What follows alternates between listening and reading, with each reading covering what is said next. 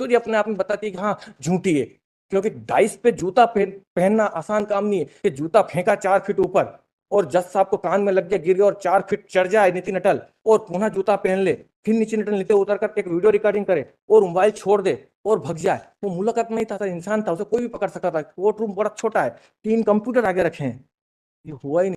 इसमें हम वकील थे नितिन अटल, और जज साहब ने बोला कि दबाव बनाते हैं मेरे कौन बच्चे। वकील है? यही जो नितिन अटल, क्या नाम है? नितिन पिता घनश्याम दास अटल, उस समय एडवोकेट थे इस केस में ST 4/15 में। उन 21 जो आज 21 और पिटिशनर भी है, और 29/11/22 की प्रोसीडिंग के दिन आप अपेयर हुए थे नितिन अटल। नहीं, कौन सा ऑर्डर?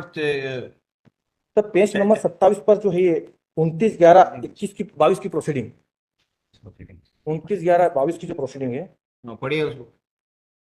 राज्य द्वारा श्री यशराज परमारा अतिरिक्त लोक अभियोजन उपस्थित, अभियुक्त राजेश देसाई सहित वैभव भटनागर अधिवक्ता उपस्थित, अभियुक्त मनसाराम अनुपस्थित। श्री DS चौहान अधिवक्ता द्वारा हाजिरी माफी आवेदन पेश करते हुए बताया कि अभियुक्त कैंसर जैसी गंभीर बीमारी से पीड़ित है, जैसे कि न्यायालय में उपस्थित नहीं रहता, उचित कारण से हाजिरी माफी का आवेदन स्वीकार किया जाता है और अधिवक्ता मान्य की जाती।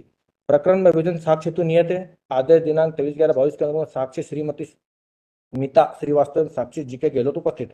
इसी प्रकरण पर नितिन अटल अधिवक्ता द्वारा एक आवेदन इस आशय का प्रस्तुत किया कि न्यायालय इंटरेस्टेड पक्ष होने से प्रकरण में अंतरण बाबत कार्रवाई प्रचलित होने में माननीय उच्च न्यायालय द्वारा पारित किए गए आदेश की अवमानना न किए जाने से प्रकरण उक्त कारणों को देखते हुए आज कार्रवाई नहीं की जाए। उक्त आवेदन के संबंध में AGP परमार द्वारा विरोध करते हुए तो इस ऑर्डर शीट में लॉर्डशिप सिंपल में से ये कि 2 एलिगेशन लगाए हम पर, प्रतिकूल टिप्पणियां कर दी। एक तो ये कि नीति अटल अध्यक्ष द्वारा माननीय प्रधान जिला और सत्र न्यायाधीश महोदय के आवेदन प्रस्तुत किया, उल्लेख किया कि मुझ पीठासीन अधिकारी का बालक पुष्पा कॉन्वेंट आगर में पढ़ता है, जो कि मेरी निजता के अधिकार का उल्लंघन है। इससे दर्शित होता है कि श्री नितिन अटल उनका पक्षकार अमित जंवर द्वारा मेरी व्यक्तिगत जानकारी हासिल की जा रही है। यही नहीं, इस प्रकरण में उनकी ओर से प्रत्यक्ष और अप्रत्यक्ष से फोन कराकर मुझे पिटाने को दबा देने का प्रयास किया जा रहा है, जबकि हमने कोई फोन नहीं लगाया, हमने कोई जानकारी कंडक्ट नहीं करी। ये पहले ही लड़ी यहाँ से सर 29/11/22 को पहले 2 टिप्पणियां करी। इसको लेकर हम 16/1/23 को हाईकोर्ट जुडिकेचा में एक शिकायत कर दी वही एफिडेविट पे कि हमने कोई टिप्पणियां नहीं करी है।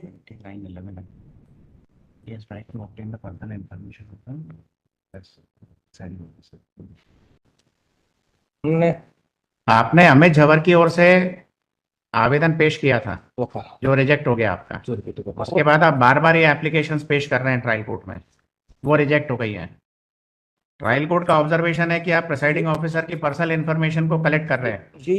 ये जो ऑब्जर्वेशन था ये बिल्कुल गलत था। इसको लेकर हमने 16/1/23 को हाईकोर्ट जुडिकेचा में एक कंप्लेंट करी थी कि नहीं है, आप जांच करवा लीजिए, हम कोई इनकी जानकारी नहीं ले रहे हैं। ये बार बार प्रोसीडिंग में लिखकर इसका यूज करते हैं पावर का कि हाँ प्रोसीडिंग में लिख लिया, वो फेथफुली हो गई, जबकि ऐसा नहीं है। वहाँ ट्रायल कोर्ट आपकी जब एक बार अनुमति रिजेक्ट हो गई है, अनुमति कि ये अमित झंवर की ओर से आप अभियोजन को सहयोग करेंगे, इसके लिए एक बार आपकी परमिशन रिजेक्ट हो गई है, तो आप बार बार एप्लीकेशन इस आवेदक की तरफ से, अमित की तरफ से कैसे फाइल कर सकते हैं? सर ये उस समय की स्थिति अलग थी, लेकिन ये जो पिटीशन थी, how you can file it? सवाल का जवाब देना। हाँ हमने सर बार बार फाइल करी, तो बार बार फाइल करने नहीं। आप कैसे फाइल कर सकते हैं एक बार जब रिजेक्ट हो गई एप्लीकेशन, जब आपको परमिशन नहीं मिली कोर्ट से, तो अमित की तरफ से आप उसी कोर्ट में दोबारा से आवेदन कैसे लगा सकते हैं?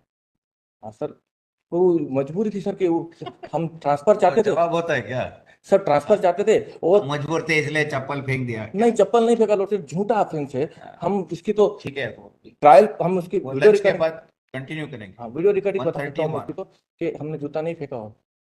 अभी 130 हुआ है, फिर कंटिन्यू करेंगे।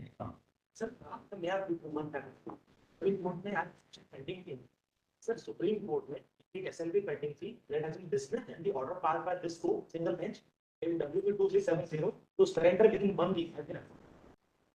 हमें कुछ लेना देना नहीं है। We are deciding the cases, वो अलग है, वो अलग। लॉर्ड में मैंने 2 आदेश को चुनौती दी है, एक तो इसमें P1 है और एक P2 है जो हाईकोर्ट जुडिकेचर कई ऑर्डर को है, जो कि माननीय महोदय के डायरेक्शन से जारी हुआ है। एक तो ये है, इसमें दोनों ही पिटीशन इसी प्रकार से, दोनों में माननीय महोदय के आदेश के निर्देश अनुसार हमारी शिकायत खारिज हुई थी, उसी को चुनौती दी है।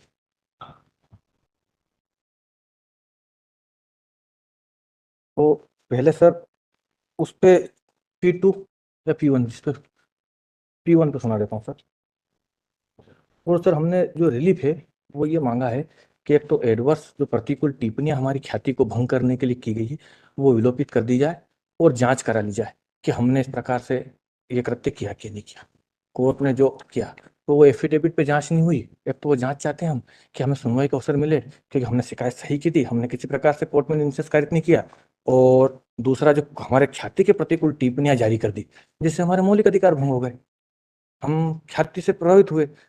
यही हमें तकलीफ देती बार बार कि आप आज भी यही प्रश्न उद्भूत हुआ कि निरस्त, जबकि हम इसको उत्तर देना चाहता हूँ कि निरस्त के बाद आवेदन नहीं दिया हमने, वो अलग स्थिति थी। उसकी स्थिति मैं उस ऑर्डर शीट से ही क्लियर कर देता हूँ अगर अनुमति मिले मुझे कि मैंने डबल आवेदन नहीं दिया है, क्योंकि इसमें ये हुआ था कि एक विटनेस का गिरफ्तारी वारंट निकल गया था जब हम अभियोजन की तब हम असिस्ट कर रहे थे। तब उस समय अभियोजन का हमने उस समय कहा कि गिरफ्तारी वारंट, उस गिरफ्तारी वारंट को लेकर हम उस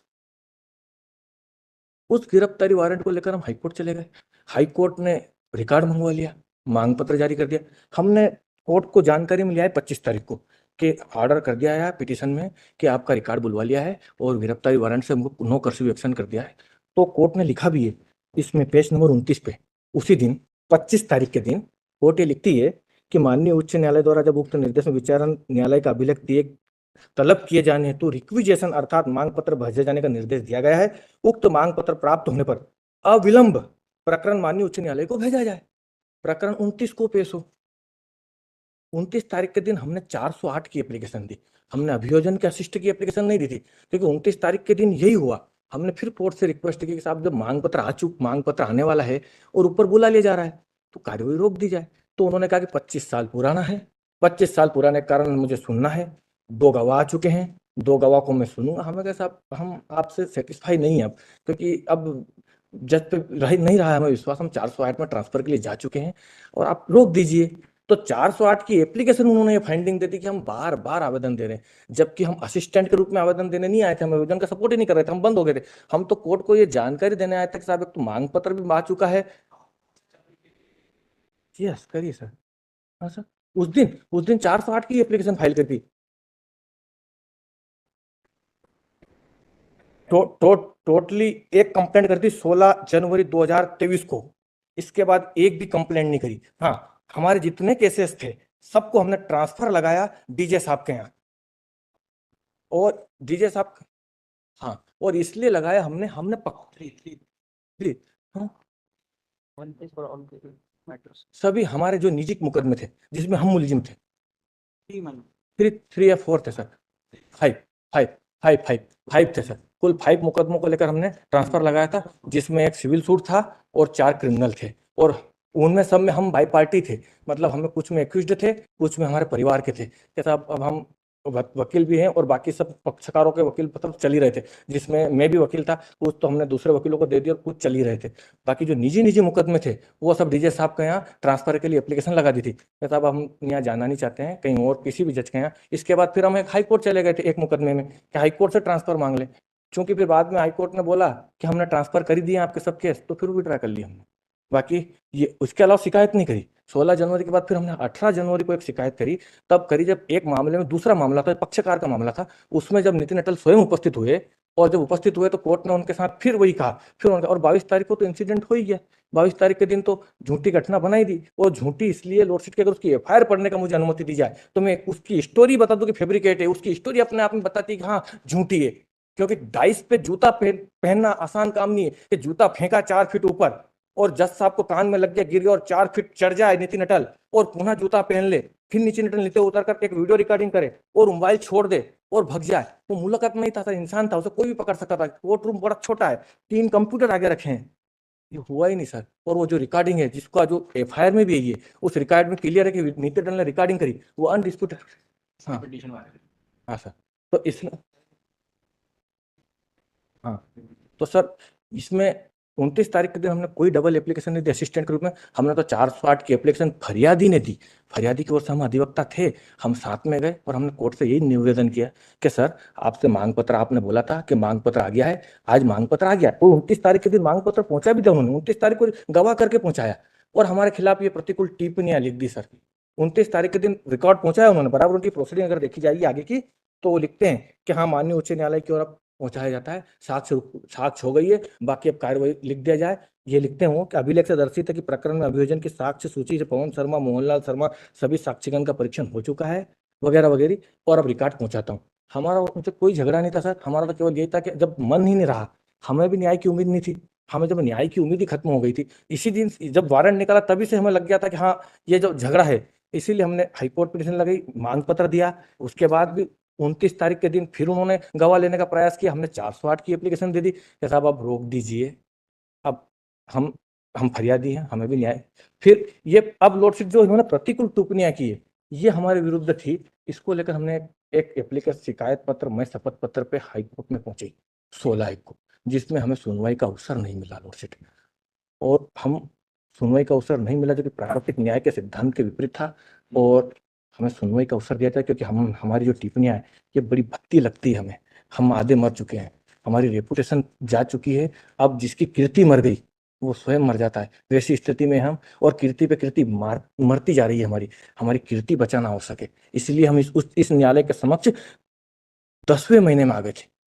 हम जनवरी के इंसिडेंट के पहले ही इस न्यायालय के समक्ष आ चुके थे कि हमारी कीर्ति खत्म हो। इस न्यायालय के समक्ष हमने एक एप्लीकेशन लगाकर ये बोला था कि साहब हमारे केस वहां लिस्टेड नहीं किए जाए, इस न्यायालय के समक्ष मेंशन के साथ हमने लिखा था, किंतु ये अपडेट नहीं हुई, ये मैं नहीं जानता हूँ, अपडेट नहीं हुई, बहुत समय बाद अपडेट हुई, हाँ, कि वहां नहीं लगाए जाए। ये एप्लीकेशन भी लगाई हमने,